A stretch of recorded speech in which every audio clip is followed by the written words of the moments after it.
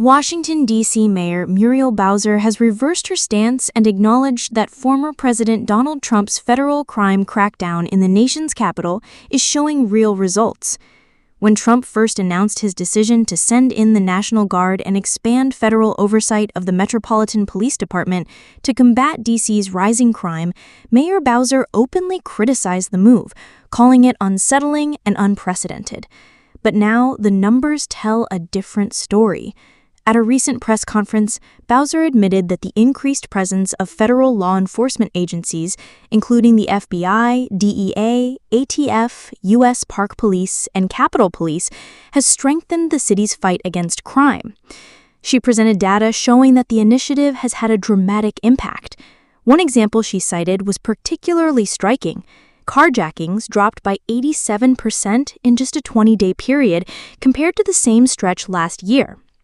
The mayor explained that fewer carjackings, along with reductions in gun use, homicide, and robbery, are creating safer neighborhoods across Washington, D.C.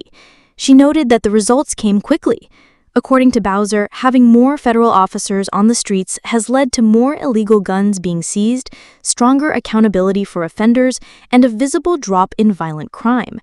The mayor said the surge has proven effective in just a matter of weeks. Still, Bowser made it clear that not every federal tactic has been welcome. She expressed concern about a breakdown in trust between police and residents, especially with unfamiliar federal agents now patrolling local neighborhoods. She was critical of the use of masked ICE agents and argued that bringing in National Guard units from outside the district was not the most efficient approach. She also stressed that Washington still needs long-term solutions, more local police officers, prosecutors, judges, and community prevention programs, while keeping local control intact.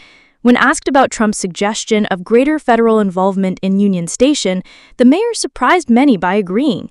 Bowser pointed out that the transportation hub has long suffered from neglect and requires billions of dollars in renovations. In her words, the federal government's direct investment would not only benefit Washington, D.C., but also serve the eastern seaboard and the nation as a whole.